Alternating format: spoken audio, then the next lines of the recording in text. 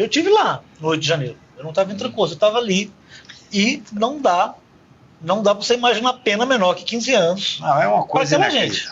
Você viu de perto. Eu queria só aproveitar quando você citou a questão de que ele vai responder perda de patente. O ministro Flávio Birrembá, ex-ministro do STM, que discursou lá na solenidade, ele entrou com uma peça, ele entregou na mão do Gonê. Exatamente. A peça é maravilhosa. Ele é ótimo. É maravilhosa, em que ele defende que o Gonê, eu conversei com ele depois, ele falou, o procurador, não usou essa expressão, comeu mosca, não inseriu o crime de incitação à desobediência da tropa, alguma coisa, citação, alguma coisa que o Bolsonaro provocou na tropa. Aí é um crime militar. Aí entra o crime militar, que não seria. Aí vai ter consequências depois no STM, que ele pede patente, não é no Supremo. Exatamente, essa é uma questão interessante. O Birrembá é um cara admirável em todos os aspectos. A discussão que se tem, eu nunca atuei no STM, mas a discussão que se tem, que eu ouvi, inclusive no dia da posse da ministra Elizabeth, é se vai ter um processo específico lá, parece que vai. Sim. Após o julgamento do Supremo, que vai ser rápido, para ter essas outras consequências. Porque, veja bem, não é correto que o cidadão atente contra a democracia e continue ganhando o soldo indefinidamente. Então, eu acho que todos perderão a patente. E isso é muito significativo, porque um general do Exército, são 4 generais que estão lá, tem coronéis e tal, que respondem a um processo contra o Estado Democrático de Direito, a gente tem que ver a gravidade disso. Sim.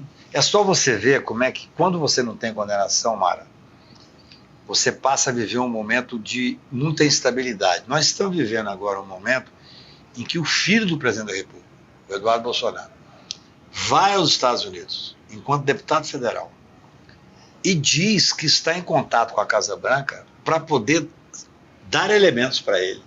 Grave, né? E tentar conseguir algo para poder influenciar no julgamento, especialmente do Alexandre. Isso é crime, está tipificado no Código Penal. Ele, no mínimo, ele comete 2 crimes. Então, assim, o que a Câmara fez? Nada. Tem um processo de quebra de decoro? Não tem um processo de quebra de decoro. Até tem, mas que está lá. Não, mas acho que não tem. Por enquanto, eu não vi. Não. De qualquer maneira... Está representado. Então, assim... Nós vivemos um momento extremamente delicado. O Jair Bolsonaro, eu até escrevi um artigo que saiu hoje no Poder 360, eu vi. Ele diz expressamente o seguinte: para que a gente possa ter paz, tranquilidade e estabilidade democrática, é preciso que tenha uma interferência externa. O cidadão que foi presidente da República e bateu continência para a bandeira americana tem a coragem de pedir uma interferência americana no Brasil. Ou seja, ou as instituições se colocam de forma digna, ou nós vamos alimentar um outro golpe. Essa é a verdade. Aí tem uma variável aí que, primeiro é a seguinte: essa geração, principalmente do Heleno, mas também do Braga Neto, do próprio Bolsonaro, quando ela entrou na carreira militar, no colégio militar, as Forças Armadas eram uma via de ascensão política, porque o sujeito, para ser presidente da República, tinha que ser general, era um regime militar.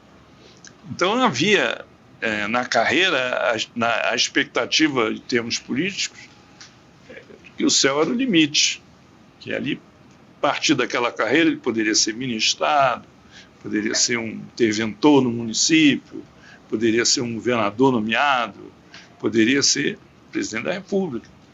E isso se frustra com a redemocratização. Então, a geração frustrada com a carreira, diferente da geração que entrou depois da democratização. E então, a mentalidade assim, do ajuste de contas é uma coisa muito forte. Eu não gosto de discutir sobre hipóteses, né? Aquela história assim, se vovó tivesse barba, era vovô, né? Não era vovó. Mas o fato é o seguinte: se ocorre o golpe no dia 8 de janeiro, Se o exército vai para a rua, Claro. como eles queriam, e Se tivesse ocupa convocado a a GLO, Praça nós dos Três estaríamos- Poderes, esse país ia entrar numa convulsão E a conivência, né? com muitas mortes, porque haveria resistência. Lógico, é Claro que haveria. Então, mas você vê naquele Então momento... é uma não- situação assim que não dá para você fingir que foi um Qualquer negócio. coisa. Não, lógico que como não. foi feito no passado, em vários momentos, em vários Os malucos momentos, lá e tal, não eram que os se malucos lá. passou. Uma das grandes diferenças para mim é que, por exemplo, você pega o regime militar, que é abominável, que nós temos que enfrentar e cobrar que eles sejam responsabilizados. O Supremo está fazendo um trabalho muito interessante agora, através do ministro Flávio Dino, que não rende as minhas homenagens, de tentar responsabilizar esses crimes de desaparecimento, como Rubens Paiva e tantos outros. Como crime Por quê? continuado. Porque a anistia dada, como foi dada, é um presente para aqueles que querem voltar a cometer crimes de Estado.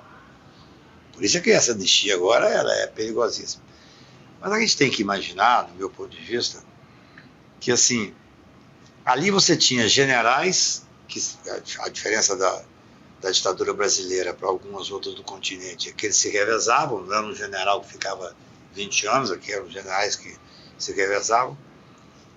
Só que agora nós estivemos prestes a ser subjugados a uma ditadura militar por um capitão de quinta categoria.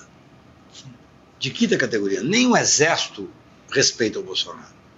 Eu me lembro uma vez, eu estava escutando, fiquei estupefato, eu estava escutando, no meio do governo, um ano de governo Bolsonaro, uma entrevista na televisão do Mourão. E aí perguntaram, assim, de certa forma, criticando o Bolsonaro, que o Bolsonaro é um homem inculto, um homem banal, um homem vulgar, e que não combina com o general Quatro Estrelas. Ele tem, pelo menos, no mínimo, ele pode ser um cara de direita, fascista e tal, mas é um cara que tem informação. E o Mourão falou assim, não, o Bolsonaro só chegou até o treinamento físico, ele nunca teve nenhum... É uma coisa inacreditável, o vice-presidente desdenhando do presidente da República. Ele nunca chegou a ter nenhum preparo intelectual, não. É uma coisa, né? O cara é vice-presidente. Tanto que a passagem que o Bolsonaro gosta de repetir, ele é quando ele salvou alguém que caiu num treinamento ele não que fez escola de Estado-Maior, né? Quer dizer, ele tentou ser Kid Preto 3 ou 4 vezes, não conseguiu. Então, assim, o Bolsonaro é um Forrest Gump sem ter o charme do Forrest Gump. Ele jogou o Brasil num abismo. Um abismo. Nós vivemos num abismo. Por quê? Não é ele só, não. A ultradireita mundial teve uma estratégia dessas fake news, desse emburrecimento nacional, nacional que eu digo nos demais países. E o Bolsonaro parecia assim, feito para ele aquele figurino, né? Um homem que não sabe conversar, que não sabe nada, e que serve a modelos. Qual era o modelo dele? O modelo dele é que hoje ele demonstra claramente. Aonde é que ele está batendo? Ele bateu continência com a bandeira americana. Agora ele está batendo as portas dos Estados Unidos para fazer uma intervenção aqui, para tentar livrá-lo. Tentar um asilo, tentar alguma coisa que interfira. Gente, tentar um asilo é um jogo político que eu acho que faz parte do jogo. Agora, pressionar o Supremo Tribunal através de elementos que passam daqui para os Estados Unidos, para a Casa Branca, é crime. É um assinte. Eu fico impressionado como as pessoas não ficam indignadas com isso. Mais grave ou menos grave aquela reunião com os embaixadores, aquilo ali foi um horror. Para mim, Ele se tornou inelegível por conta dessa reunião? Essa reunião. Para mim é mais grave, porque assim, quando você tem aquela reunião que foi o motivo da elegibilidade corretamente, você está passando um sinal negativo para o mundo do que é o Brasil, da democracia brasileira e tal.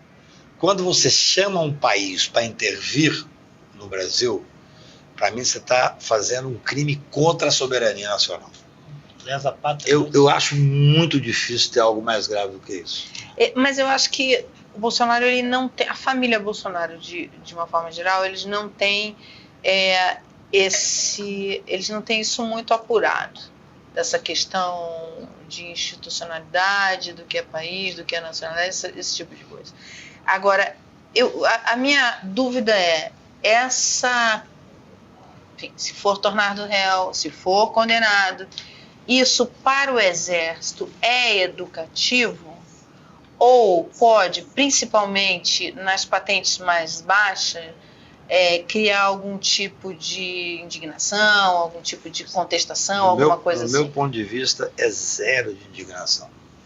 Assim, o Bolsonaro, aquela frase l'état c'est moi, ela serve para ele, só que ele não sabe o que é, não sabe francês e não entende nada da história da França. Agora, veja bem, tem uma coisa que eu gosto, Mara, eu já comentei aqui rapidamente. Quando foi preso o Braga Neto, as pessoas falavam, e agora? Zero. Zero de indignação. Claro, os familiares, os amigos, 2 ou 3 companheiros de farda e tal. Zero. Gente, o Bolsonaro vai ser preso e dentro de 15 dias ele está esquecido. Nós temos que lembrar que ele falou que ia levar 1 milhão de pessoas para falar, levou 18 mil. Sim. Olha que tinha 4 governadores de estado lá. Daqui a tantos dias ele faz uma outra movimento desse, vai 1.800. Porque assim, quando vai se comprovando que o cidadão é um câncer, Bolsonaro é um câncer, sob todos os aspectos, institucional, pessoal, ele é um cara inacreditável. Como é que esse cidadão chegou a ser presidente do Brasil? Eu fico muito impressionado. Porque a força da ultradireita, a gente estuda, a gente lê os livros, a gente lê história, a gente acompanha os países. Não tem na ultradireita, que eu saiba, dos países democráticos, ninguém com a falta de articulação intelectual dele. Não tem.